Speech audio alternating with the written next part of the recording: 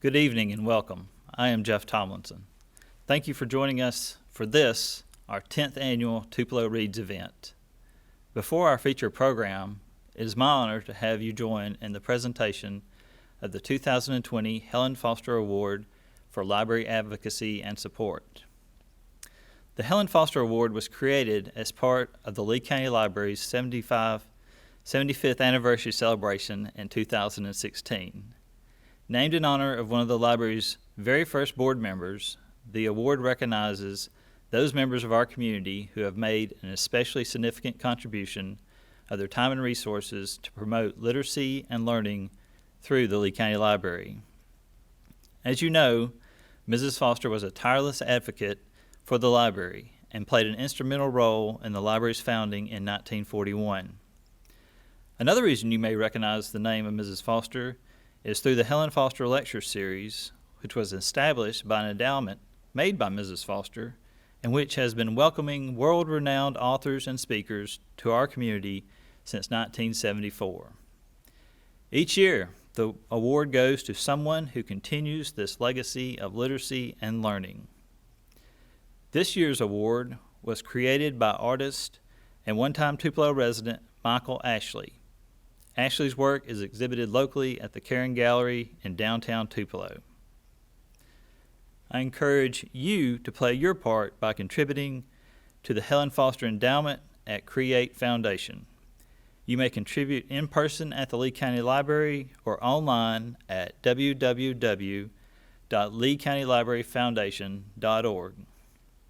To present this year's Helen Foster Award, please welcome the Chair of the Library Board, Dr. Debbie Jones.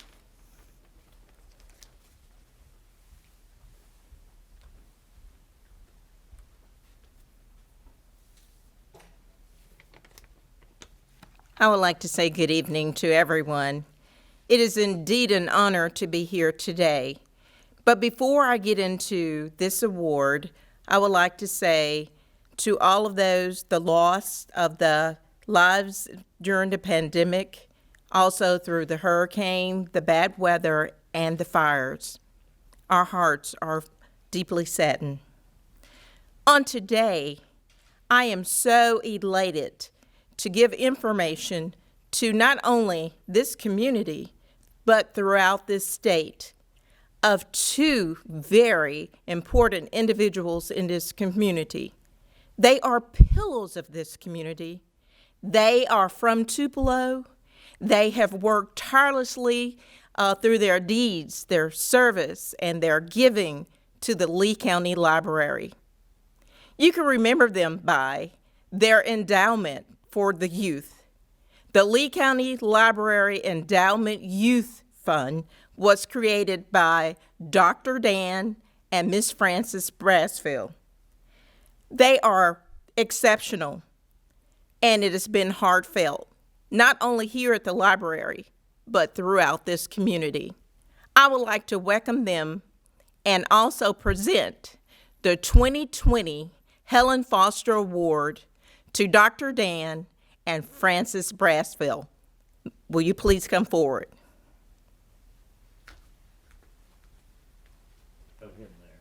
Thank you so much. This is really a tremendous honor for us and certainly an unexpected one.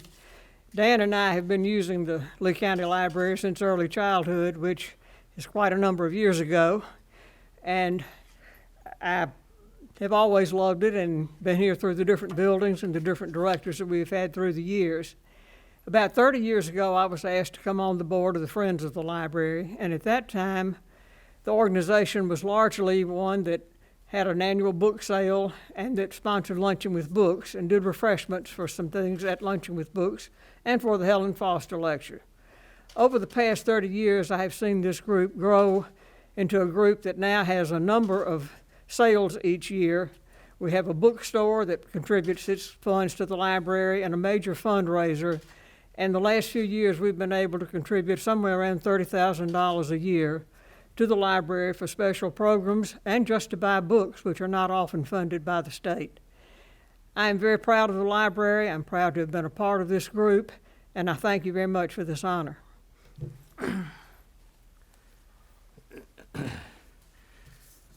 I'd like to thank Jeff and the Lee County Library for this honor, and particularly thank Frances for, after a number of years that she was working with the Friends, of getting me involved. As Frances mentioned, we've watched the growth and development of the Lee County Library over the years, using it as children and then working with it when we've been back here. It's been a privilege to be able to work with the Friends of the Lee County Library in support of the many programs and activities of this wonderful library. I have to thank Jeff for his strong and dynamic leadership during this period.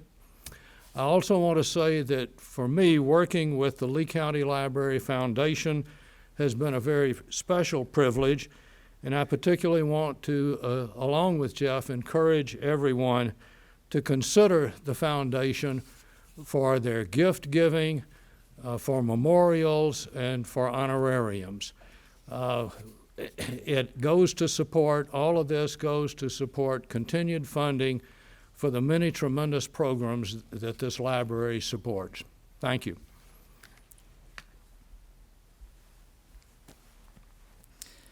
Thank you, Dr. Jones, and many congratulations to you, Dan and Frances, for your continued commitment to the library.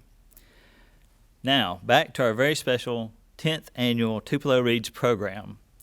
My sincere appreciation to all the members of the Tupelo Reads Committee. Thank you. Please welcome our committee co-chairs, Jack and Lisa Reed.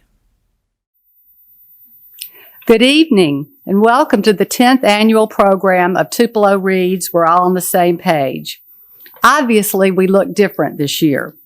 Instead of a room full of people, we are coming to you via Facebook Live or on a recorded TV channel, but we are very glad to have you, whatever the format.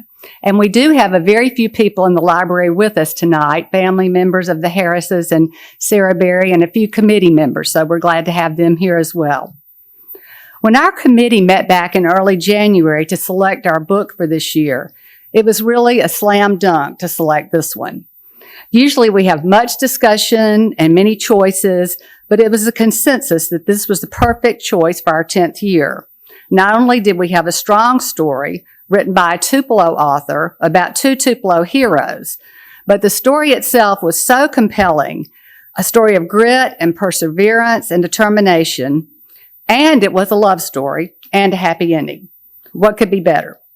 But then we found ourselves in the middle of a global pandemic, and it wasn't going away. So we thought, maybe we'll cancel or postpone until next year. But then we thought, no, this is exactly the book we need for this time. So we decided to reimagine this event and make it virtual. And although I regret that we don't have 300 people in this room to show their appreciation for our honorees, we may even have a wider viewing audience with this format. Even though some of our usual activities around the book have changed a bit, they are still happening. Students at Tupelo High School are reading the book and will be watching this presentation and discussing it together in class. Books will be donated to the Boys and Girls Club of North Mississippi, and art students at Tupelo High School collaborated to create this large image that you see behind Smitty and Louise of a jet plane similar to the one Colonel Harris flew. They researched the Vietnam War and then transferred images to the plane and then unified it with watercolor, and every student did one part of the jet. So that was an amazing collaborative piece that they did, and they researched the war at the same time, plus read the book. Also, they did individual pieces, which we always give prize money, first, second, and third. So these are the three winners here. So you can see a lot of research and a lot of learning has gone on around the book. This program began 10 years ago as a way for Tupelo readers to explore different literary themes and genres and to be enlightened by an author or an expert and to have a community conversation about a book. We've had speakers like Dr. John Locke, Professor Emeritus of Philosophy at Vanderbilt University, on the book Tuesdays with Maury. Governor William Winter, who was a personal friend of deceased author Willie Morris, reviewed Willie Morris's book, My Dog Skip. and authors like Winston Groom, Rick Bragg, Richard Grant, Stuart Stevens, Tom Franklin, and Beth Ann Fennelly. And last year, we moved out of our comfort zone of Southern regionalism to have New England author Ben Ludwig, who wrote a poignant but funny story about an autistic teenage girl named Jenny Moon. But this is the 10th year, so it's special. And as I said earlier, this is the perfect book for it. Congratulations to Sarah Berry for telling the story of Smitty and Louise and weaving their voices together so beautifully.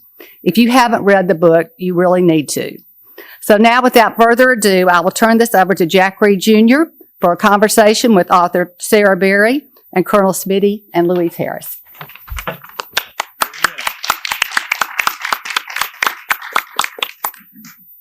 Well, thank you, Lisa. Those of you out there can see why, when I was mayor, I asked Lisa to chair this Tupelo Reads Task Force. That's why it's been successful for the last 10 years, and hopefully she'll keep doing it. I want to also thank the rest of the committee for soldiering on this year. Some of them are in the room with us, a few of them are in the room with us tonight, although we're certainly trying to keep our social distancing. But I agree with Lisa. Of all the 10 books we've had, this is by far my favorite one. And it's just an honor to have Louise Harris with us, Colonel Smitty Harris, and Sarah Berry this afternoon, just to talk about the book. So we're not going to spoil the whole book for you, but we are going to have some lively conversation about it. And hopefully, if you haven't read it, tempt you into reading it. If you have read it, give you some more enjoyment from it. So let's get going. I want to say at the first that fortunately, Colonel Harris and I are longtime friends. Our families are friends. So I'm going to refer to him as Smitty tonight, but I don't want anybody to think that shows any lack of respect. And Smitty, I appreciate your agreeing to that. Louise, I'm calling you Louise, but I have utmost respect for you too. And Sarah, I have equal high respect for you. I'm calling you Sarah. All right, the book title, I just want to read the title to those of you, again, who aren't familiar with, and those of us who are. A True Story, TAP Code, the epic survival tale of a Vietnam POW and the secret code that changed everything. Colonel Carlisle Smitty Harris, retired, and Sarah W. Berry. But I think what sets this book apart, and there have been other POW stories, is just as Lisa said, the weaving, Sarah, that you did of the home front as well. And just, it honestly reads like a novel with the drama of what was happening, what Smitty was enduring and trying to survive over there, and what Louise was enduring and trying to make her way without any knowledge, of course, of how long this was going to last or what was going to happen. So, Sarah, let's start with you. How did you get involved in this project, and what brought it to fruition? Sure. Well, first I have to say, they've heard me say 100 times, it's been one of the greatest privileges of my life to help them tell their story. And it was a co-journey that we did together. And but the way it began is a dear friend of mine is their daughter, Robin, and she was over at my house one day, and I had written a few other books that she had read before, and she asked me if I would consider writing her parents' story. And at that point, though I had heard bits and pieces of their story, I did not know Smitty and Louise at that point. And my immediate response was, I just am not qualified. You know, I was not born when Smitty was shot down. Sorry, Smitty. But and I just didn't know as much probably as I should about the Vietnam War. And Robin asked me, well, will you just pray about it? And I promised her that I would pray about it.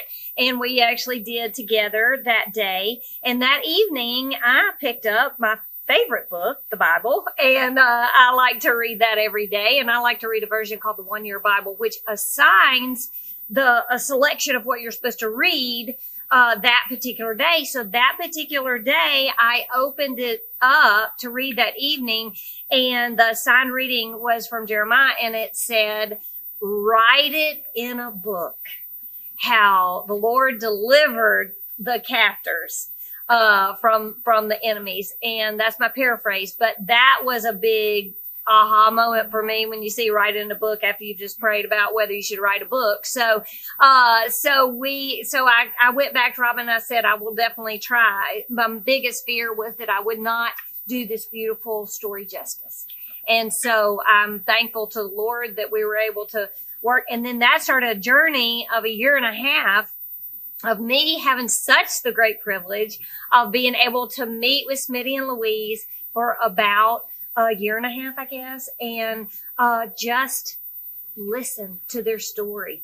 And I would have my computer up and we would just ask questions and get them started reminiscing, and I would just type while they told me their stories. And sometimes I would have to remember to type because I would get caught up in the story. But it was just a great privilege and so much fun.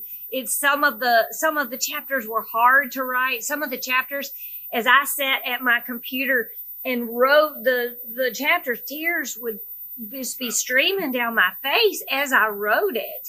It was a very emotional book to help write. And I say help write because Smitty, and this is an encouragement to anybody out there.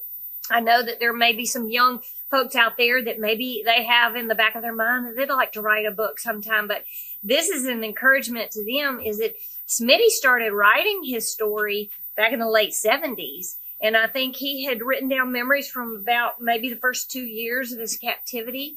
And then he just stopped, and I'm sure thought it would never go any further than those pieces of paper. But we were able to bring that out and then weave in Louise's story, and then finish the years that he was gone. So, that stayed on a piece of paper hidden away in a file cabinet for I don't know how many years, 45 or something like that. So anyway. Well, thank goodness you and Robin had that discussion, and thank goodness you got it on paper and got it published, and we all get to enjoy it. Funny when you said, not funny, but kind of humorous, reminded me of something funny when you said, and my favorite book, the Bible. I was in a Women's League of Voters debate once. In fact, it was up here in the library, and it was for mayor, not when I ran. This was several terms before. And one of the questions was to the two candidates was, well, what's your favorite book? And the first one said, well, I'm a big baseball fan. I love the Stan Musial story. I mean, I just love Stan Musial and the Cardinals. And the next guy said, what was yours? And he said, well, of course, the Bible. And the second guy, well, I meant the Bible. Of course, the Bible. I was Stan Musial to be second. So he didn't want to get out Bibled by the other candidate. But anyway, all right. So the book starts, and by the way, there'll be some pre-recorded conversations, both with Margaret Grants and Louise, coming after our live presentation tonight. If you just stay tuned to Facebook, and then pre-recorded conversations with Colonel Harris and myself at the F-105 at Veterans Park and at the Vietnam Memorial Wall, that I think you'll find very poignant and will be different conversations than we're having here tonight. So do stay tuned for that. But the book starts on April 4th, 1965. Smitty, the day you were shot down, just tell us, just start right there. Tell us about that day and what you remember about that. I'm going to tell you about April the 3rd. Okay. First. There was a very large bridge built by the Vietnamese in North Vietnam. And it was the first bridge, important bridge, they had built since the French had been defeated at Dien Bien Phu in 1954. And they were surely not going to underbuild it. They used huge steel girders and revetments to hold the bridge, and it carried both rail and vehicular traffic. So it was an important target for us to hit. And so we went up on the 3rd of April. I forget how many airplanes, it was probably 25 or more, F-105s, and we were carrying the ordnance. We call them bullpups. They were rockets that you would fly your F-105 at about a 30-degree angle, and you would fire off one of the rockets, and you had a little stick over here that you could guide the rocket all the way to the target. So it was very accurate, but at the same time, you had to fly the airplane, and you couldn't jink or get away from, try to avoid being hit by any aircraft fire or anything. But you were so interested in what you were doing and doing it properly, anti-aircraft fire it was not a consideration. Well, the bad part about that is when you finally hit the target that was hit, and you hit an afterburner and got out of there as fast as you can, except you looked over and you had a rocket on the other wing. So you had to go through and do it all over again.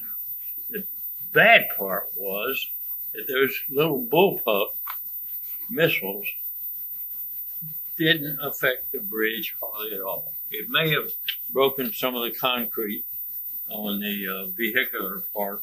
It could be repaired easily. And my flight was the last 4 aircraft to hit the bridge that day. And just in case it was still standing, my flight was armed. Each airplane had 8 750-pound bombs, which is pretty good ordnance. And so my flight of 4 went in, and we got some hits on the bridge, and we also tore up some of the approach to the bridge. And we went back and turned in all our reports. And we got word shortly after we got back that the squadron was going to hit the bridge again tomorrow, being April 4th.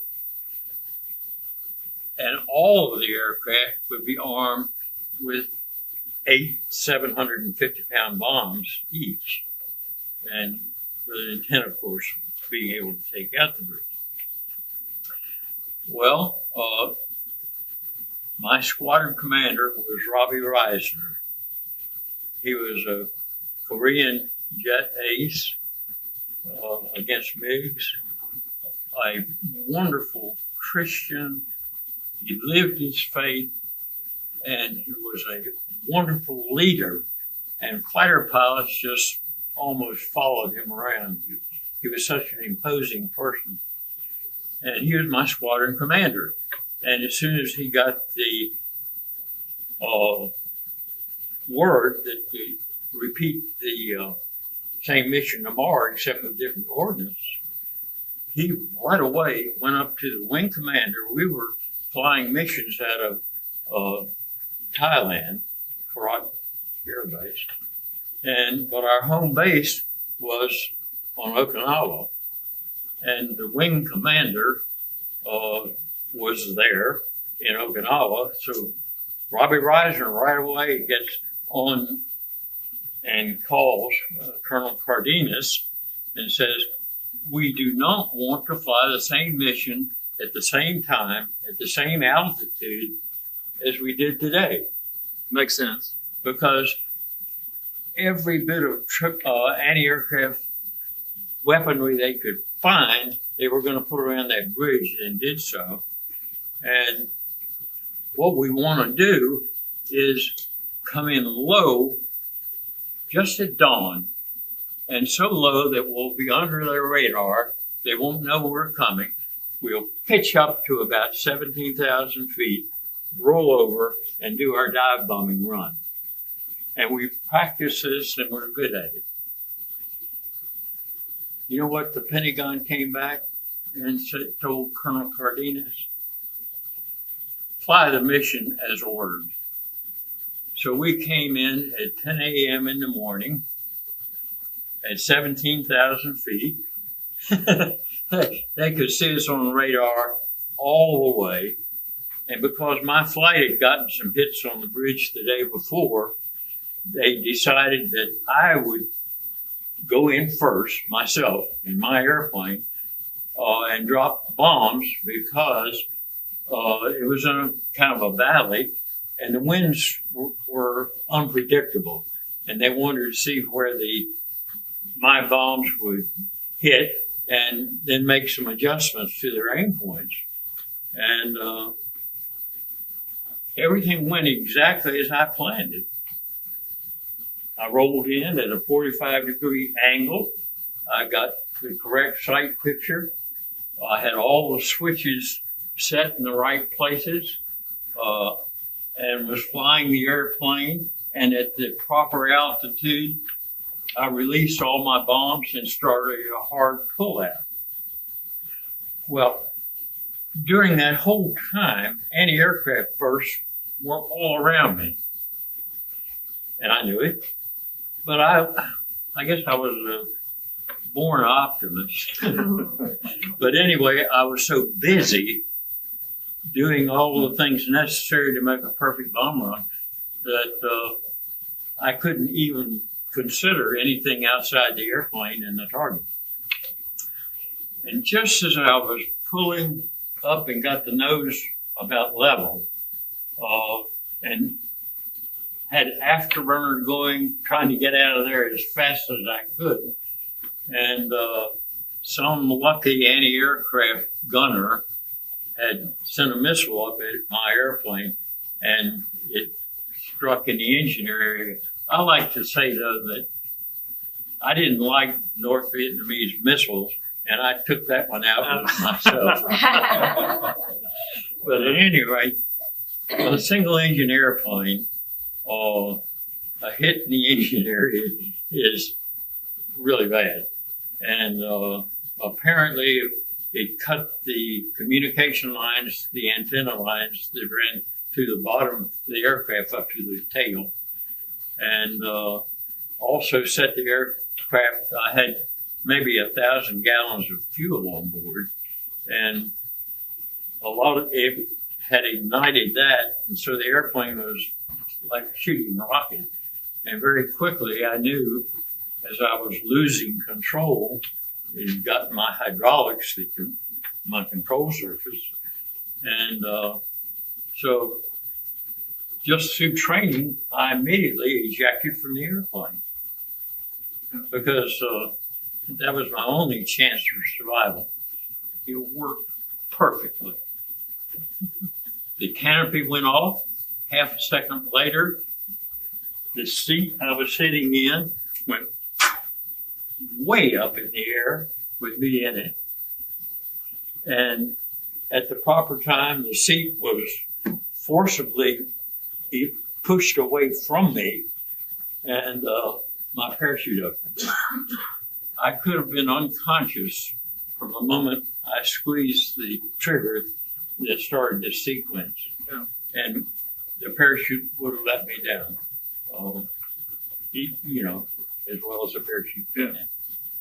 So That's I don't how want it to tell the starts. whole story. Well, I know, and there's some things that are in the book that you don't want to just talk about freely, but I will say, just to kind of skip ahead, just for the readers and those of us who have read it, you were immediately captured. You were marched around by the townspeople that came upon you. You just barely avoided a firing squad that day. I don't know if you want to retell that, or Louis, you may not want him to retell that. I don't know. When I landed, it was just barely on the outskirts of a large Vietnamese village. Not good planning. But there were a number of Vietnamese who were very, very angry. They correctly identified me as the pilot who had just bombed their bridge. And one young man in particular who had a rifle, there were a few rifles, but mostly hose and sticks that the villagers had. And they came and pushed me up against a broken down brick wall that had been a building. And this young man came over and put his finger here on my forehead, while three of his cohorts, about 15 feet away were standing with their rifles ready. And I guess your mind just doesn't let you realize what my main idea then. I had been stripped to nothing but my undershorts and was, number one, looked like a military person from the United States of America. So I stood as best attention as I could. And it's harder to do that in just your skivvies. But at any rate, I remember I started a prayer. I didn't get to finish it. And it was almost as if I were watching a movie. I had no control. Whatever was going to happen was going to happen. But just as the young man started to walk away from having his finger on my forehead, there was a lot of loud talk, and some older Vietnamese pushed in between me and my would-be executioners because the North Vietnamese were pretty well disciplined, and their government had told them to capture Americans pilots alive. They're more valuable to us alive as hostages or whatever. And so my life was saved. If it was a result of prayer, I can't say, but it certainly didn't hurt anything. Well, it was a harrowing experience. Well, anyway, you were saved to go on to some pretty rough treatment. Then you were interrogated.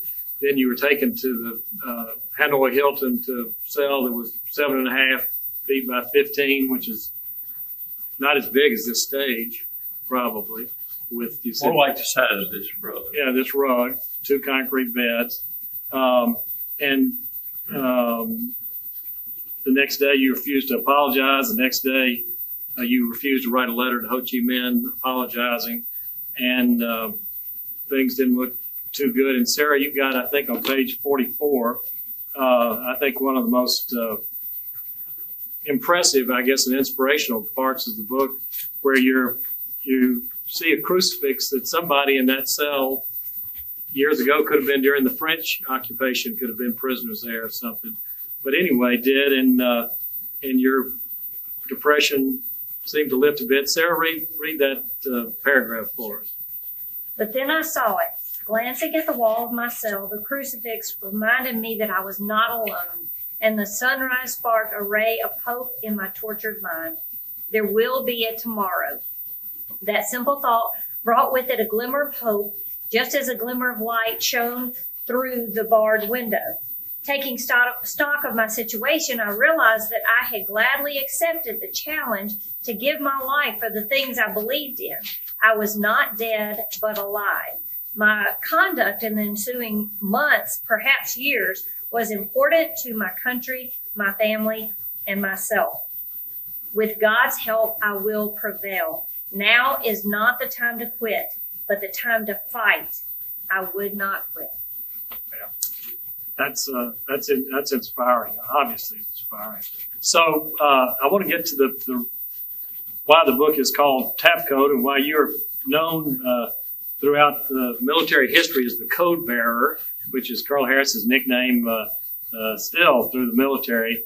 But June 24th, 2 months later, the first day out of solitary confinement, you're put in a cell with 3 other POWs, and that is, again, I say that's when the TAP code actually comes into use. So tell everybody about the importance of that. I know that in the forward that Colonel Lee Ellis said that the 2 most important things to surviving were connection and communication, and that's what the TAP code permitted for POWs to stay alive, both mentally and spiritually and emotionally. And so tell us about the TAP code. And okay, I learned the TAP code quite by accident. As a matter of fact, an instructor at Escape and Evasion School at Reno, Nevada, was telling us about in World War II prisoners held by the Germans, American prisoners, had been able to tap on a common water pipe and communicate to a building with other POWs in it where they could hear the sound that was carried through the pipe. And by chance, as I walked out of that class, the sergeant who was teaching the class happened to be walking beside me. And I said, "How did they send the dashes?" Thinking it was Morse code. And that's awfully hard to do on a pipe. So he said, I should have explained. It was not the Morse code. It was the tap code. He said, "If you have a minute," and he took me up to the board and showed me the simple 5x5 matrix of the alphabet, which you read about in the book. But as soon as I was put in this cell with 3 other POWs, the 4 of us, I remember learning that tap code. And we had all been held in solitary confinement, but in cells next to each other, separated by 18-inch or so concrete wall. And we could tap on that wall, and it could be heard in the next cell if somebody put their ear to it. And so I taught the others the tap code in case we were put back in solitary confinement. Well, the reason we were all put together was they wanted some propaganda advantage from us. And so we all wrote a letter. They permitted us to do so and took them from us. And a day or two later, we were back in solitary confinement. And those letters, incidentally, let Louise tell you how she got her first letter from me. Well, Louise, go ahead. in August of that year, Mr. Livingston, who was the postmaster here in Tupelo, called me and he said, "Miss Harris, you're going to think I'm nuts, but I think I have a letter for you from your husband." And I said, "You are kidding me." He said, "No, I'm pretty sure it is." And he said, "If you'll meet me on the back steps of the post office," which is the one downtown, he said, "I'll give it to you." Well, I called my niece over from next door, jumped in the car and raced to the post office. And sure enough, it was Smitty's handwriting. Well, I could barely restrain myself, but I wanted the children to see me open it. So I got them and called my sister. She came home, but I didn't wait for her. I'd opened the letter by then. And the children were all huddled around me in the middle of the floor. And my niece was there. And sure enough, it was a letter from Smitty in his own handwriting. It was one of the few real letters that I had. And of course, it was propaganda, because he said he was in good health and receiving adequate food and that they were treating him beautifully. But it was him, and he was alive. And up until then, he'd been called missing in action. I was thrilled beyond belief to have that letter that he'd held in his hands was now in my hands. So I immediately called his mother and father, who lived in Maryland, and called my mother and my grandmother, who were in Florida. And then I called the Pentagon, and I said, "Guess what I have?" And at that time, when they said, "Well, we want to see it, we want to see the real letter," I said, "I'm not so sure." But anyway, they promised they would get my real letter back to me. And after I found a copying machine and copied it, I sent them the real letter. But they changed his description to detained by hostile forces. No prisoner of war moniker at that time. Yeah. But I have a letter, and even though I knew in my heart, ever since the day they told me he was missing in action, I knew he was alive. I just knew it. But anyway, now I had verification, and it was a beautiful time. And our children were so excited, even though they really didn't know what the heck that meant, because they were 4.5 and 3, and Lyle was just a baby. But he was thrilled too. He didn't know what about, but he was thrilled. But anyway, we were an excited family, and life was wonderful. I know that was the highlight. Yes, it was. One of our Tupelo friends, Sam Agnew, sent me a note this week that said, by the way, if you get a chance to mention this, the tap code is mentioned in a current Netflix show called The Flash, and he's got the article and everything. I could give it to somebody if you're interested in it. But it's one of these superhero movies now is still referring to the tap code. So Wow, it goes on. Well, Louise, let's back up just a little bit before that, just because I know people are interested in how you and the children managed to get back from Okinawa to America, and your long flight, and your stalwartness yourself in handling Orderliness is that. what I really think. Well, whatever that strength came from, and one of the lines I loved from the book was when they came to tell you that he had been shot down, and they tried to, or maybe they did, just put a sedative in your mouth, and you said, "I don't need a sedative. I need to be strong for these girls." Yes. And that was just from that moment on. I mean, you were a tower of strength too. And then I remember you said your motto was, "If he can do that, I can do this." I could. Um, And that was what my mantra became, because it had to be. Yeah. I need to remind Lisa that when I'm having to work 24 hours at Christmas time. Maybe not quite as serious a challenge, but anyway. And then Lyle was born a month later, and then y'all leave for home, and the Steel Magnolia comes home to the Magnolia Estate, and pretty quickly you have a conversation with your Air Force handler that I hope you'll tell. Well, because that not only actually happened in Washington, but you have to straighten up and fly right when you need to. Well, but the point I guess what I was saying, not only was this important to you and your family, handling how the money was going to be handled, but it ended up being absolutely the first opportunity for the Air Force to change that policy to treat other spouses in your situation. So to relate Well, that story again. That's just a wonderful story. We get on the airplane in first Okinawa. I waited till I was 6 weeks old, and I'd made up my mind what I was going to do. And because my sister, Janice Blake, and her husband Dick were here in Tupelo, I thought that was the logical thing. Should something happen to me, that they would be the logical people to take care of the children. And so I was coming back to Tupelo to live, or to Tupelo. I'd never lived here before. But I wanted to go first to the Eastern Shore of Maryland to see Smitty's parents. So we landed in D.C., and I'm greeted by this little apple-cheeked lieutenant who his first mistake was to tell me that he didn't want to go fight. Yeah. So that kind It's a of brave set way to me start off. the conversation. No.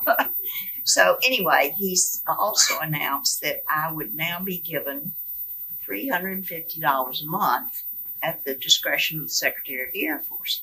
And I said, "Why is that?" I said, "I receive 100% of my husband's pay." And he said, "No, ma'am. Secretary of the Air Force has decided that you will get $350 a month, and the rest will be held in a savings account at a nice rate of interest." And I said, "Wait a minute.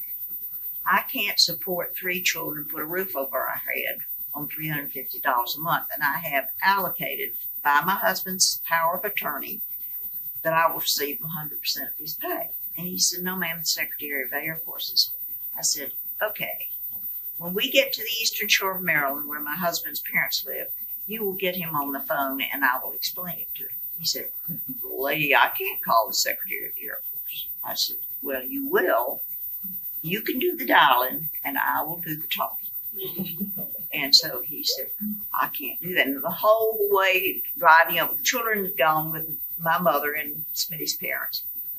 He was saying, "I can't do that. I can't do that." This is a man who's not willing to fight, even though he's in the Air Force. But anyway, we get to the Eastern Shore of Maryland, and the children are with their grandparents. And I said, "You get him on the phone."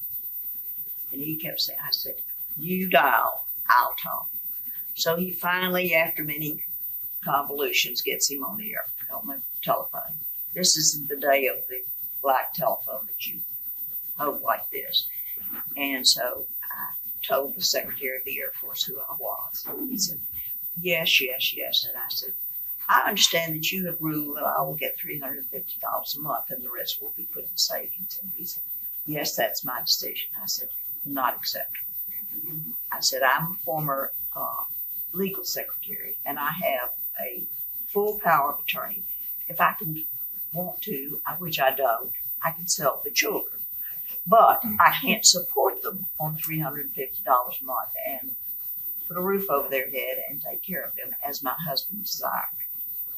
And I said, that's just the bottom line. And he said, well, I think my plan is a good one. I said, I don't. And I will not have it. And you have until 5 o'clock today, close the business, and to change that plan because I have been getting all of his pay while I was in Okinawa. And either you call me back by close of business today or I will call a press conference. And he said, well, Miss Harris, I don't think that's reasonable and I'll get back to you in a week. And I said, no, 5 o'clock today. I'm extremely tired. I have a 4.5-year-old, a 3-year-old, and a 6-week-old baby in my arms. And I said, 5 o'clock today, I'll be expected to hear from you. And I said, bye. I hung up the phone. So the phone rang about, I guess, 2 hours later. And he told me who he was. And I said, yes, I've been expecting your call. And he said, I've been thinking about your situation. And since you have the legal documentation, I have decided you're right. And you will receive your full pay and benefits. And I said, that was a very good decision. And thank you. So, that was just one of her, but it all worked out as was planned. So, Well, that's a wonderful story. And again, for those of you who haven't read the book yet, I mean, there's persistence and dedication and strength on both sides of the Harris's story for those almost 8 years. There are a couple of other stories, Louise. We'll see if we have time at the end, but the car story about where the car was. You really had a wonderful. Not take no for an answer. Ended up talking to the president of General Mr. Motors. Estes, yes, he was a very understanding person. Also, Give a quick version of the car story. well, I had ordered one in Okinawa that was supposed to be delivered to the port of New Orleans, and I paid for it. And when the call came that it had been delivered, it was delivered in the port of Baltimore. And I said, no, it's supposed to be in New Orleans. And they said, sorry, ma'am, it's in the port of Baltimore. So I got off the phone and I had planned that I could get a Greyhound bus and be in New Orleans and get back just, in a short period of time. And I was leaving my sister, who was very, very patient with me, with 3 small children. But I couldn't get to Baltimore and back in a short period of time. And her hair was turning as gray as mine. So I thought, what can I do about this? I can't go beyond 3 days to get this car. So I thought, well, my grandmother always told me go right to the top. So I called Mr. Estes, who was president of General Motors, and I called him collect. And when I finally was talking, and in those days you had to go through the operator. So I was talking over the operator who was trying to, and I said, I'm in this situation and, you're going to have to help me. And so finally he said, I'll accept the call, operator. So I told him that I needed his help and what had happened. And he said, you're kidding. And I said, no, I'm not kidding. And I need a car. And I can't go to the port of Baltimore to get it. He said, Miss Harris, do you have a General Motors dealer in Tupelo, Mississippi? And I said, yes, I do, just down the street from me. He said, well, you go to George Ruff Buick and you tell them your situation and you give them this code. And if they need me, you tell them to call me at this number. But you go pick out any car on that lot. And I said, well, I've only paid this much. He said, I don't care. You go to that lot, you pick out any station wagon on that lot, and you tell them I said so. If they have a problem with that, you can have that car. Well, I went down to George Ruff, who was a genial soul, and he said, I've only got one station wagon, it's fully loaded, and it's yours. So I drove home in my beautiful loaded Buick station wagon, and I was happy. Another example of going to the top, and if people watch some of the extra footage, if they watch on channel 198 on Friday, 7 o'clock, there'll be some more conversation too, and I think that will include the VA loan where Senator Stennis got involved, and the next morning the head of the VA in Jackson was on your doorstep in Madison helping you make that loan. Well, Smitty, just so we don't get too jovial about things up here, let's talk just about for a minute about the seriousness of what you had to endure, and probably according to the book, the toughest year you had, which was back at the what you call the summer, or what the different POWs and you call the summer of horror, which was 1969, following the failed escape of some prisoners, and the Vietnamese they weren't too happy about that, and it almost resulted in your demise. Tell us about that. Well, that was kind of difficult. That's an understatement. During our by the whole way, if you've read time the that book. we were held as POWs, they tried to find ways to exploit us. They would want us to write letters that the treatment was good. Think of the irony of that. And or to meet with delegations that were anti-war, and we would refuse to do that. We refused to do anything that they wanted us to do, and it resulted in torture until we did something. But that something was the English language is so rich, we have so much slang, that the things that we finally were tortured to write, we had put in so much extraneous stuff that at the highest levels of their government, their intelligence, they knew that it would be counterproductive to try to publish those in any way. So they actually didn't. I'll mention one exception. There was a Navy pilot named Nels Tanner who was forced to write, and they told him what to write. They wanted him to write that two of his shipmates were anti-war activists, and that they had influenced his entire Navy squadron to refuse to fly combat. They liked that letter because he had written it, no slang, no double meaning, no nothing. As a matter of fact, they took that letter to Stockholm to the War Crimes Tribunal headed by Bertrand Russell, which was merely a communist front, and read his letter to the world. In it, he named the two anti-war activist pilots on his ship. First, how did he get shot down if his squadron had refused combat? That was one thing wrong with the letter. The second was he named those two pilots. They were Dick Tracy and Clark Kent. Yeah, it's still creative in the He torture. was treated badly. Well, I think it said it was 120 degrees in the cell that summer. 120 degrees. Sante, I think, was the camp you were in that summer. And you went down to under 90 pounds. Said your knees were bigger than your thighs. Well, yes, I had trouble with diarrhea on a number of occasions due to food that, as many of us did. But one particular time, the time you mentioned, I got really ill. I don't know what it was, but I couldn't hold food down. if I tried to. And of course, I had the usual effects of diarrhea, and so my weight started dropping off.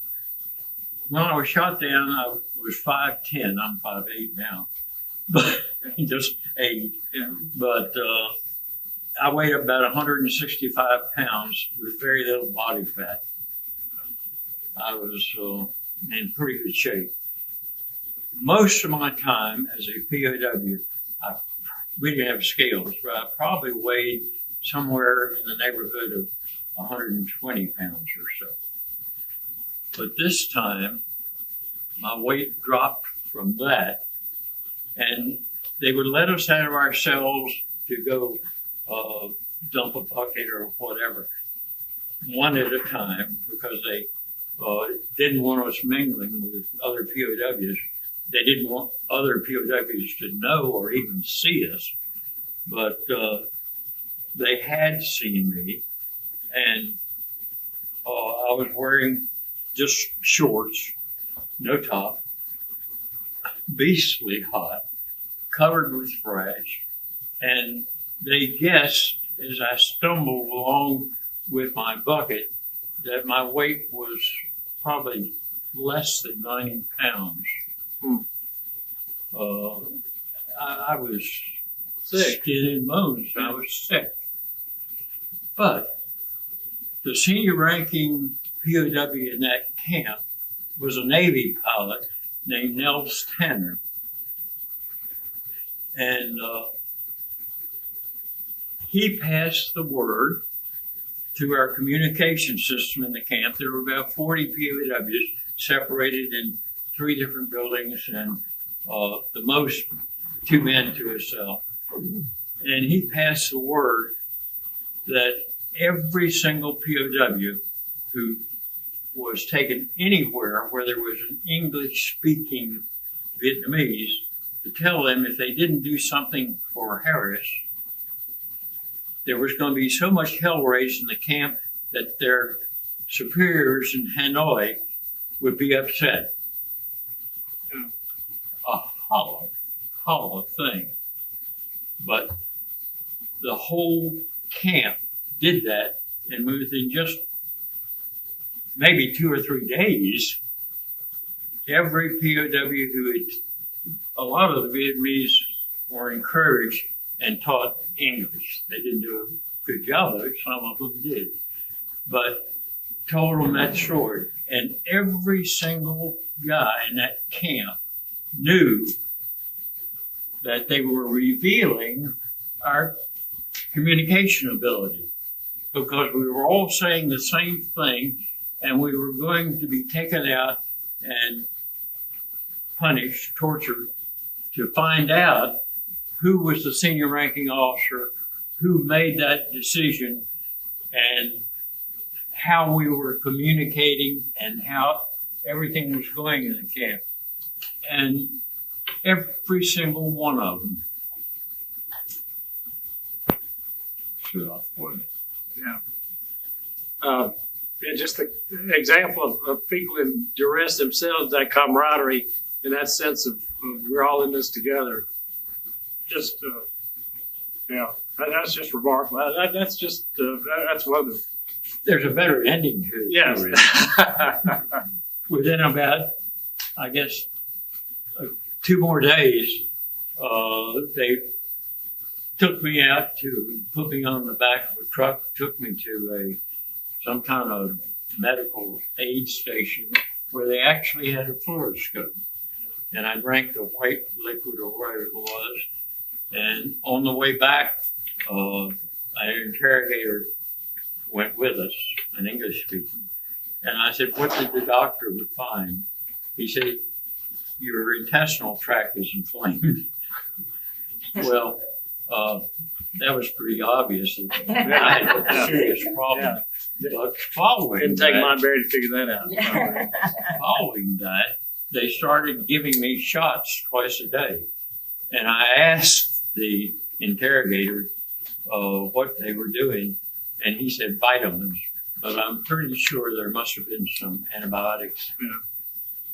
in there too. And it took me about maybe 6 months. They gave me some special food for a while, better food, which I shared with my cellmate. Oh. And it took me about 6 months to get back up to almost my normal POW weight. 120. Well, there's so many stories. Like, this book is just full of stories. We're going to kind of get toward the end now because it is a love story. This book does have a happy ending. And Sarah, why don't you read a little bit for us some of your loveliest writing, I think. This is on page 199 when Louise is in Washington with some other POW wives at what they called Operation Homecoming, trying to prepare them for what situation should hopefully occur because the Paris peace talks were on and it looked like POWs would be coming home. Read that for us. That's just beautiful writing, and Louise, a beautiful story. What has changed in me, I wondered. Of course, it is inevitable that the children have changed, I reasoned to myself, but have I? I looked at my hairstyle that was longer and styled differently than it had been the last time I saw Smitty. I was wearing a teal polyester pantsuit, which was a bit of a change from the stylish cotton dresses of the mid-60s. Leaning closer to the mirror, I wondered if my face had changed. I saw a few tiny lines in the creases of my eyes, and there was a faint line in my forehead. As I had experienced the changes of time little by little, I couldn't really discern which of those changes would be surprising to Smitty. Not only did I wonder, is he the same, but I also wondered if he would think I was the same. Deep down, I knew I wasn't. I was stronger, tougher, bolder, and more responsible. I could only hope that he would find these changes desirable. Nonetheless, I had no fears. Whatever we faced, we would work through it together. Yeah, that's beautiful. So anyway, Smitty, just take with, I guess, and to the extent it can be quickly such good news. February 12th, 1973, the flight out of Hanoi. Tell us how you felt that day. Well, we knew we were coming home as part of the Paris Agreement signed by Kissinger and the North Vietnamese representative in Paris, that we had to be notified by a certain date that we were coming home. And the North Vietnamese did that. So I was in a camp up near the Chinese border. They spread us around. And when we were pretty sure, because we had heard over our loudspeakers, that they tried to give us their propaganda every day, that the peace agreements were on, and things got a little better food, and we were all put in trucks and taken back up near the Chinese border to Hanoi, to the big main prison there, and we were pretty sure we were going to be going home. And when we got to Hanoi, to that prison, we were able to see posted that we were going to be released. And of course we were ecstatic, but we were so inured to the treatment of the North Vietnamese that we would never let them see any joy or smile or recognition when we were released. They outfitted us with some better looking clothes for the trip back. They put us in buses, and the first time we were ever moved that we weren't blindfolded. And the buses took us out to Gilam Airport, the main airport in Hanoi.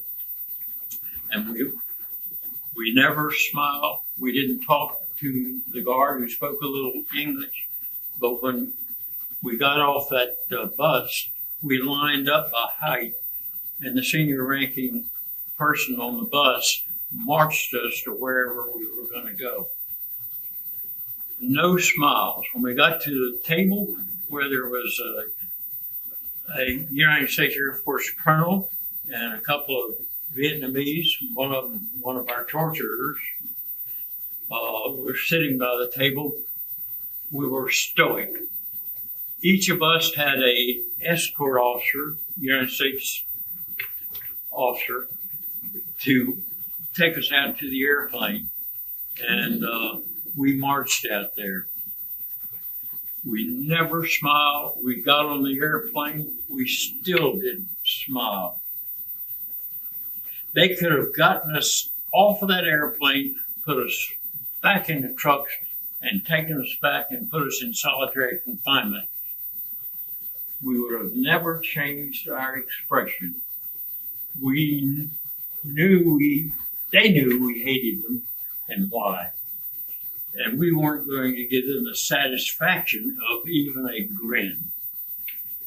And it wasn't until the wheels came up in the airplane that we finally let out a scream. Yeah. There were some pretty nurses on board too. Well, all right, Louise, February 12th from the home front. You Well- were watching TV. Oh, yes, and it was a thrilling time, and yet it was blocked in our area until later. And I about had a nervous breakdown. But finally, when it came on TV, we were all just huddled around the TV, and Lyle went up to the screen, and I don't know why he was concerned about this, but he was. He wanted to know if his dad was going to have any hair. The last picture of Smitty, his hair had been all put close to his head because of his helmet. And he went up to the screen and he got right up there and he put his finger on the screen and he said, he does have hair. So it was exciting. We were all thrilled and everybody was talking at once and the family was gathered all around the TV. It was so thrilling to see him come off that plane. I know. And he looked to be in good health and we were just ecstatic. And we knew they were going to take him to Clark first. And so it would be several days before we would see him. Philippines. And but we knew that they would be calling us. Yeah. And so that was the next day, February Yes. 13th. we were just huddled around that phone. Let me say this: if you could read this book without tearing up during this phone call, you better go to the cardiologist because your heart is not there. You don't have one. But go ahead, tell us about that phone call. But it was so funny. The phone kept ringing. All like reporters and friends and everybody kept calling. And I kept saying, "I can't talk to you. I can't talk to you. I'm waiting for Smitty."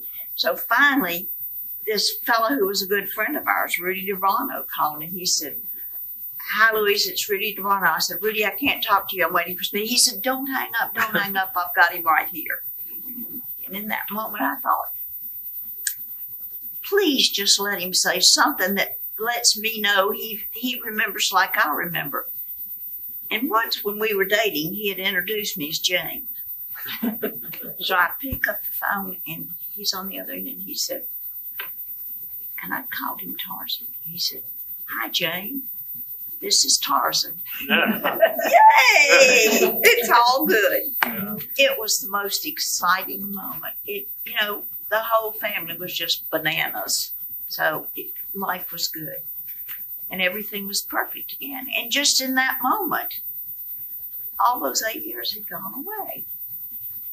And I knew our life was just at go again. And it was. So he remembered as I remembered. And it was perfect. There's just no other way to describe it. It was perfect. So Well, there's a love story. And Smitty and of course, y'all, February 16th, the family gets to, you yes. come to Maxwell Air Force Base, and the picture in the book is just wonderful of you in the back seat, Louise looking, and Smitty speaking as the commanding officer of that day. Well, people need to read the book to see that, but I just wanted to say, Smitty, the last line I wanted to mention today was that after you and Louise got to spend 3 days together, after debriefing and reconnecting, and you said, it was as if I had simply taken a walk around the block. So, thank you. Thank you.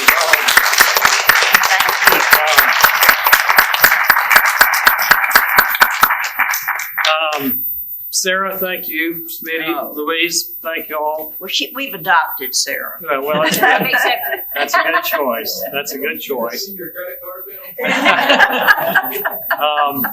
I'm down, just for those of you who are on Facebook Live or watching on Channel 198 later on, this will keep running, not just this Friday, but Alan Pegues Premier Productions is going to keep running that, rotating it. We're going to go to some pre-recorded conversations with Louise and Smitty at the library and at the Jet and at the Wall. But thank you all for being a part of this virtual Tap Code Tupelo Read. I think it's the best one we've ever had. And you're at home, and those of you here, hope you'll join me in leading a standing ovation for the Harris. Thank you very much. Thank you all.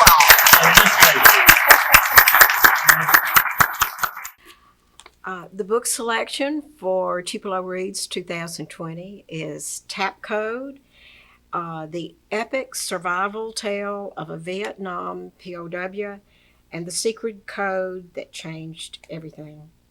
It's a wonderful book, a wonderful selection. I've read it 2 times. I've memorized some of it. It's a story of patriotism and courage and faith, especially when you think about Smitty as a prisoner of war for so long. But your story is also very compelling and very inspiring.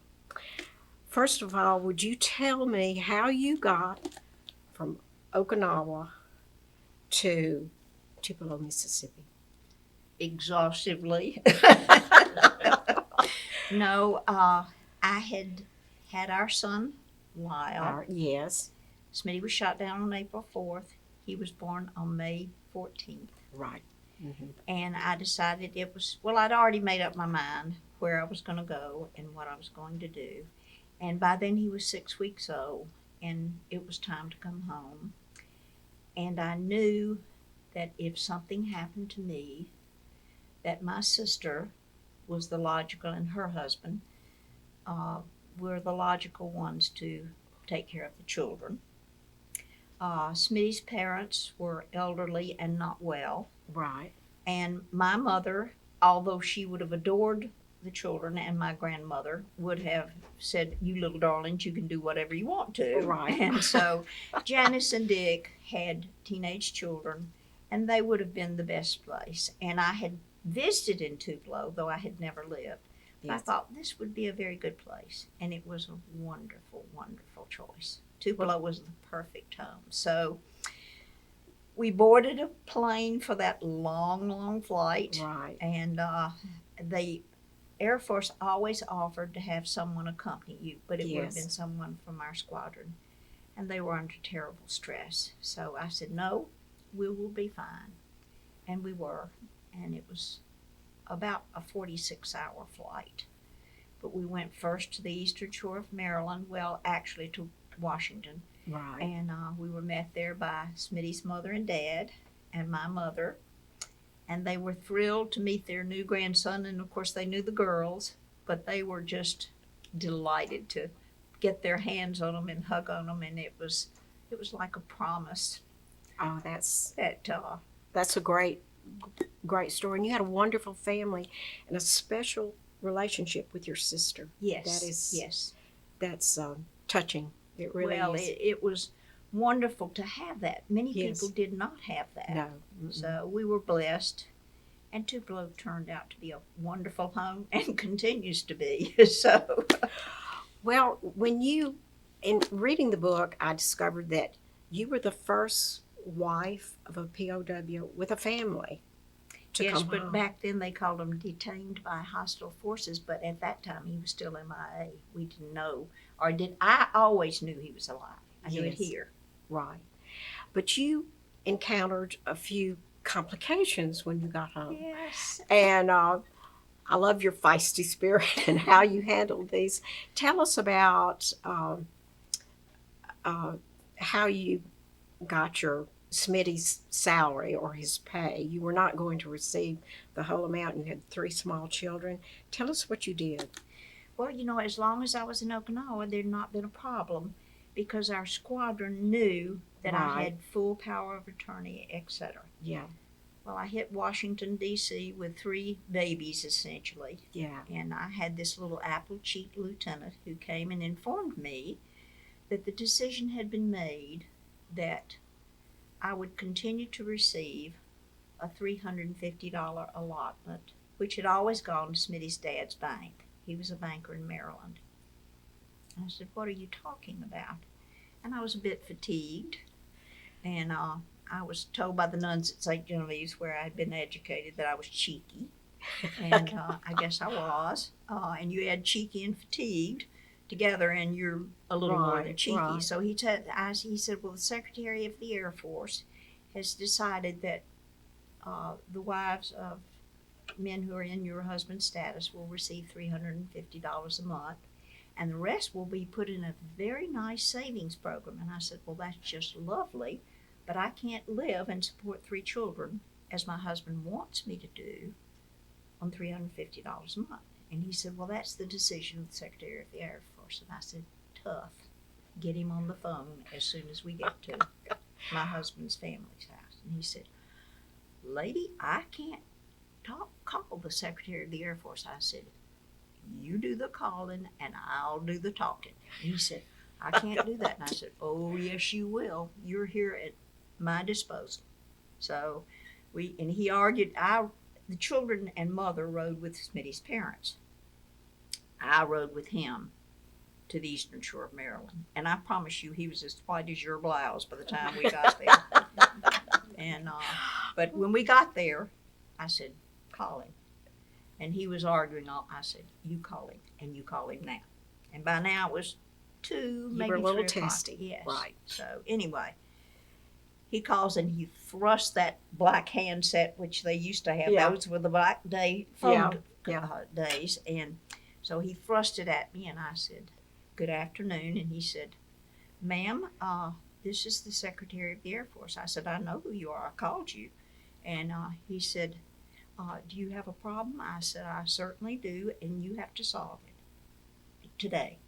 And I explained what it was, and he said, "Well, this is our decision, and we think this is the best thing for the men." I said, "That's terrific. How do I feed 3 babies and put a roof over our head on $350 a month?" And I said, "I have a general power of attorney and the backing of the last few months from the squadron." And I said, "They know that I have these papers." And I said, "What's more, I know my legal rights." And I said, "I actually worked as a legal secretary before my husband and I married, and I know what I'm going to do."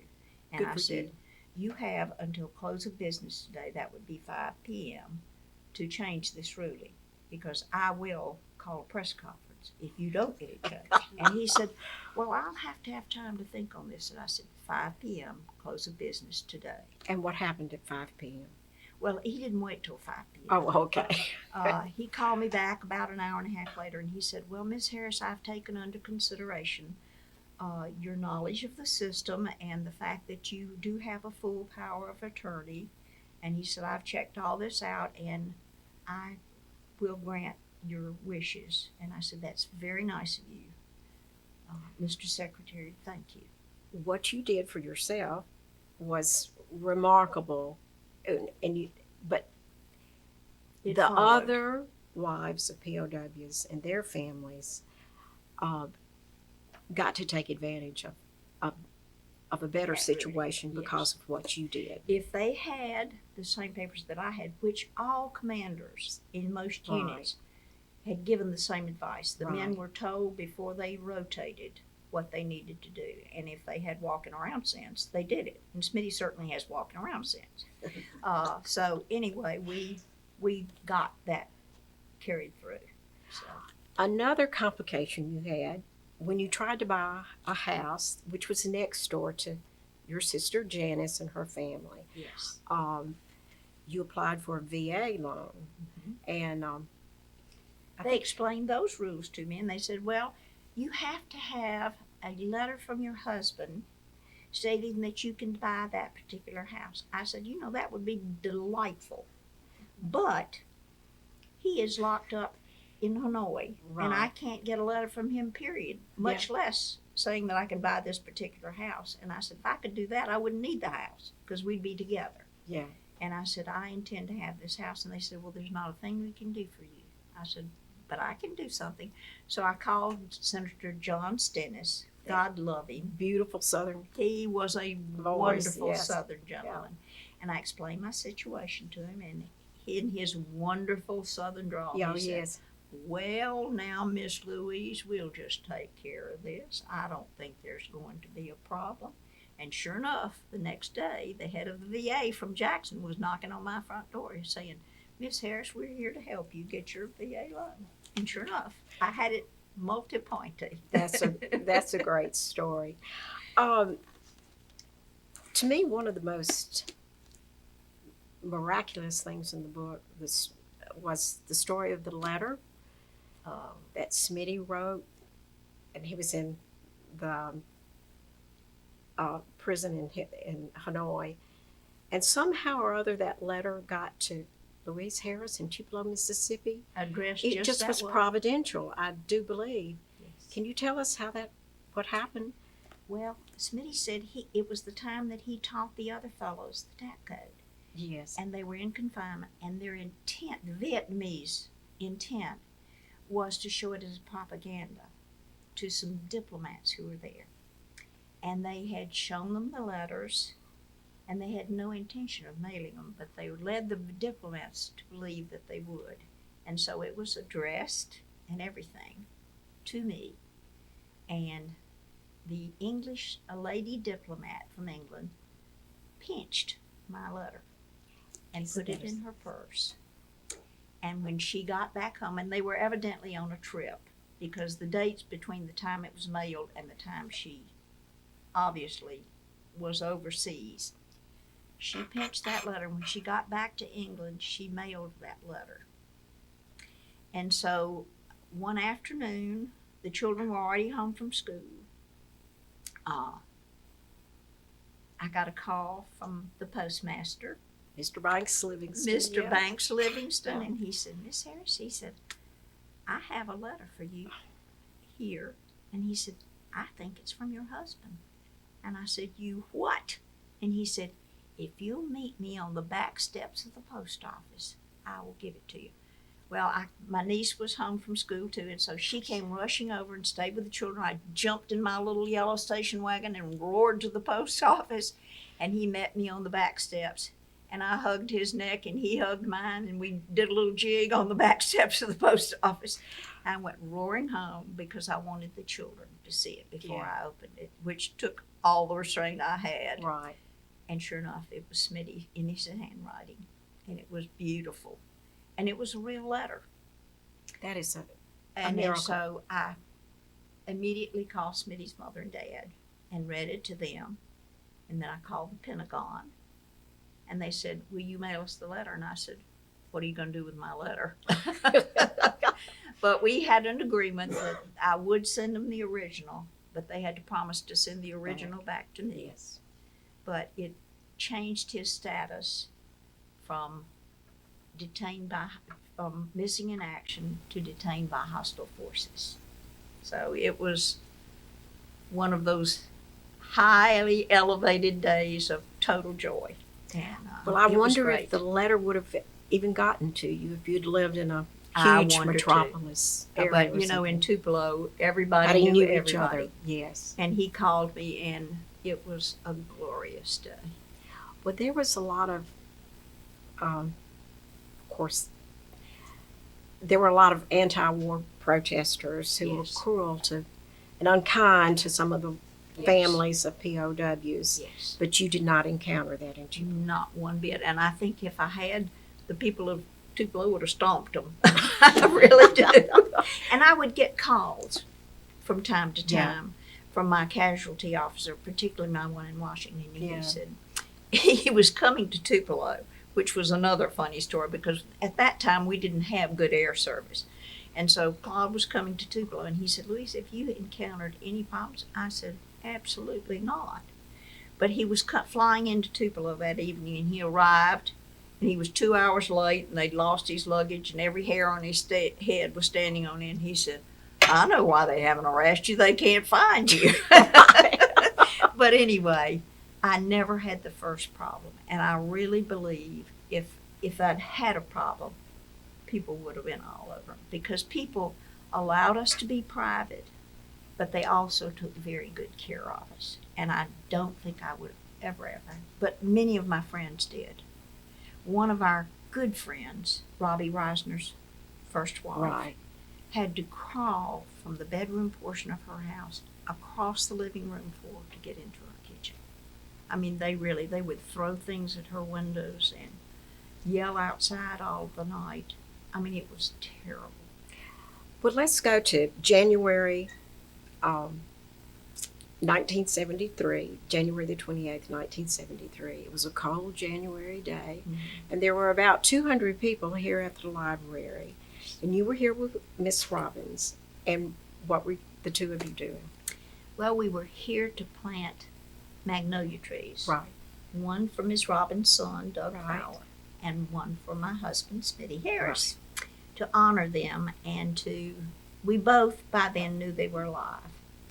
And we were honoring them by planting those trees in their honor and in the future prospect of watching them grow.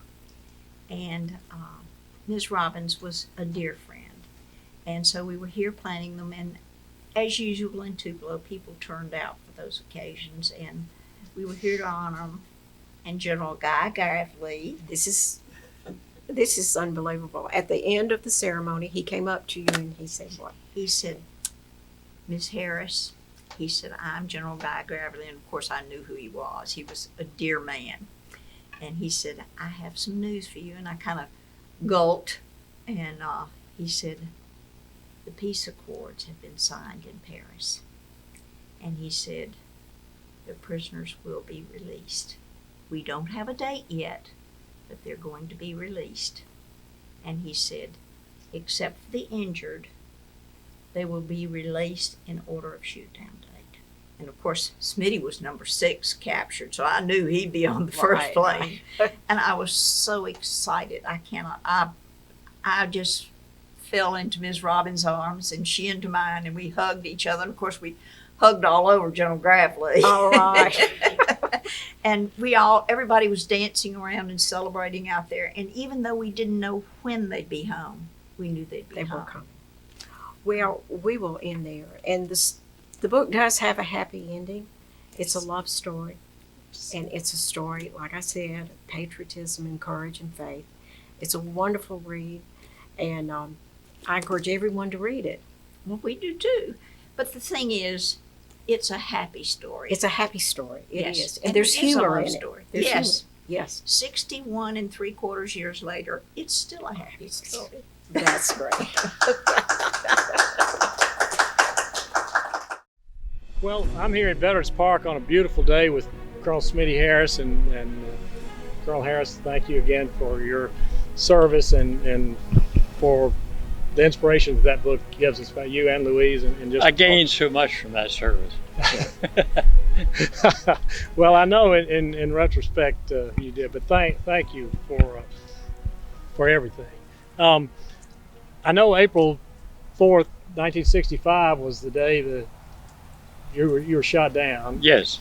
But I think people might be interested. How does I think you were what, 35 then? I was a week away from being 36. Yeah, almost 36. Tell us how a young boy got interested in flying and ended up at age 35 in an F-105 in Vietnam. Tell us a little bit about your background. From I was a little tiny boy, probably 3 or 4 years old, I was playing with model airplanes that you could purchase.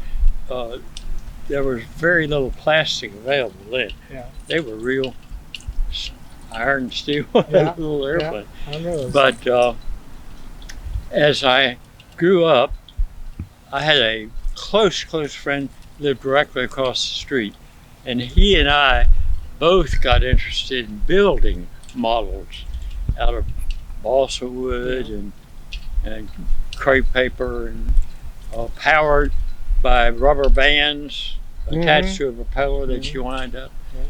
And we built and flew those. And as we got a little older and had a little bit more money because we were working out on the farm, had a little money, we purchased engines for our little models that we built. And it was called U-Control because each airplane was hooked to 2 wires and a handle, and you could make the elevators go up and down. And so we'd get our friends to start about 50 feet away or so and start the engine and let it go, and then we would fly it.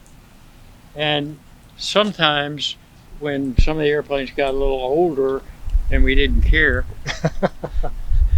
we would attach a roll of crepe paper, glue it to the tail about 12 feet long, and one of us would have our airplane over here started, the other one over here, and the object was to cut the other person's crepe paper streamer with the prop of your airplane. So you were a fighter pilot So- even then. So we were all over the sky, and we That's a great story. crashed a few Yeah. those airplanes too. Let's jump to your service. You were in Okinawa. The war just really, the Air Force was part of the war, just really started. Your mission that day, I guess you had maybe started to realize it, but we were talking about the bridge that was your target, how reinforced with anti-aircraft the North Vietnamese had It was made a it, and was just very- a very dangerous mission. It's turned out to be a very dangerous mission. It was a very, very important bridge to North Vietnamese. They had built it after the French were defeated at Dien Bien Phu in 1954. And they made sure that their first big bridge was going to be substantial.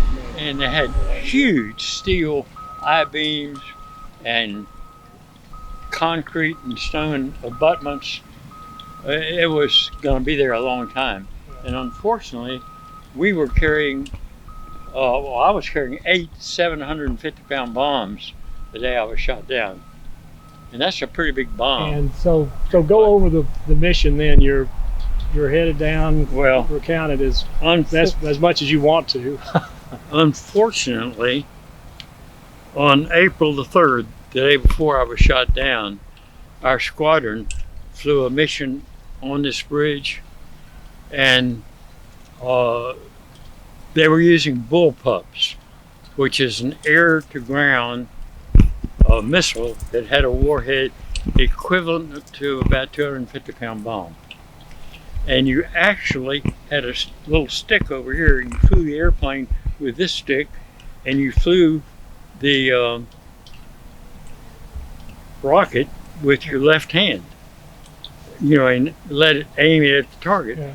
During all of that time, you were only in about a 30-degree dive bomb or run, and you were very, very vulnerable because you had to keep the airplane pretty stable for a long time Yeah. while the missile was going So you down. weren't doing any No, dodging. you couldn't Yeah. jink anyway and guide the Yeah, that's, missile itself. yeah, that's tough. So on that day, those bullpups, as we call them, just bounced off the steel and concrete structure.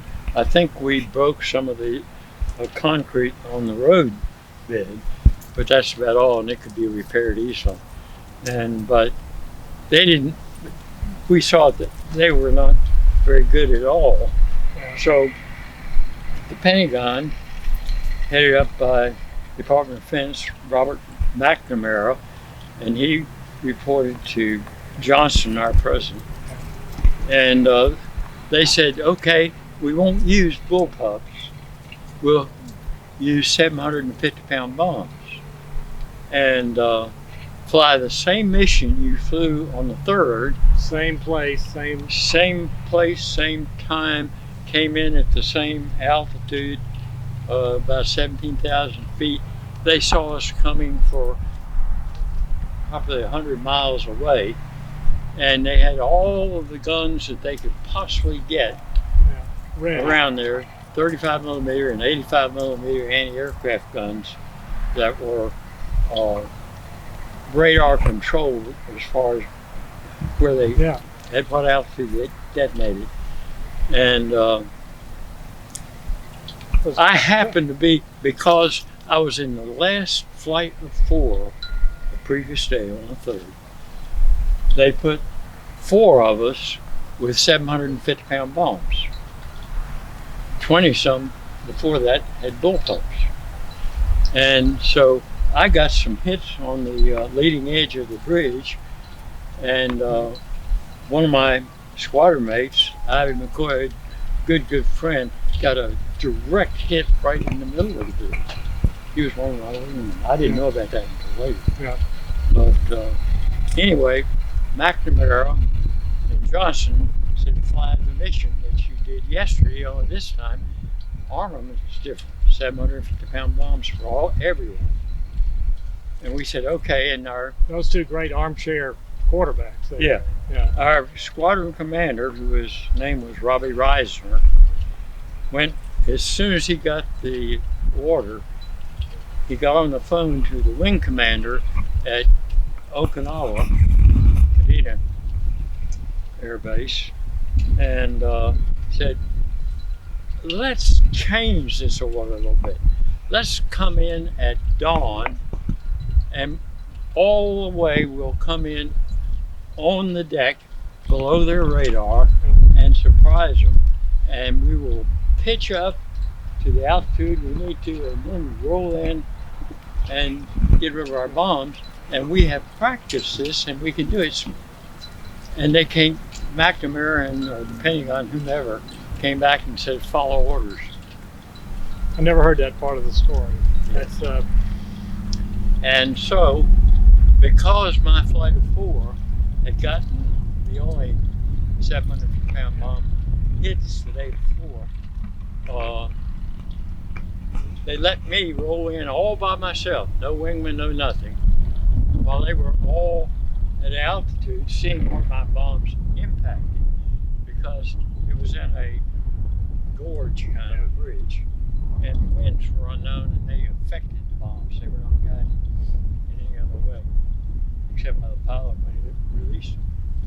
And so I rolled in, and I think every gun in North Vietnam was shooting right at you.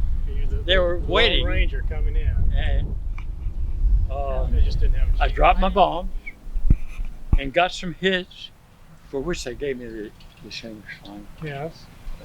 I think out of pity. Listen, you deserved every medal you got and more, I'm sure. But at any rate, as I bottomed out at maybe 12 or 1,500 feet, pretty low, and going about 600 miles an hour, one of their guided anti-aircraft rounds. Do you have an estimate of how high you were when you parachuted out? I'm going to guess around 1,000 feet, which isn't real high. But well, you have lived to tell about it, and this book is a great story. We're going to talk about the book when we get together at the library with Sarah Berry and your wife Louise. Good. But again, well done. We're proud to have you as a friend, a citizen, an American, and it's just a wonderful book. I hope everybody. I am so totally blessed to live here in Tupelo at my age with my wife. Yeah. And it's been a wonderful life. Well, you've added to our life. Thank you. Thank you. What a beautiful day in Tupelo, and what a beautiful day at Veterans Park. I know all of us in Tupelo and in the surrounding area, really in Northeast Mississippi, are so proud of this park. It honors our veterans in so many ways. And the flags, the different monuments to all the different wars that have been fought, and men and women that have participated in them. This is really a sacred spot, and one of the things that the committee wanted to do in choosing Tap Code this year is to remind people of this Veterans Park and how special it is, and encourage people to come out and take advantage of it. Of course, primarily the reason we're here today is I'm with Colonel Smitty Harris. And Smitty, if you don't mind, I'll call you Smitty. We're friends. But the book Tap Code starts with primarily with the day you were shot down, and we're going to go take a look at the F-105 in a minute.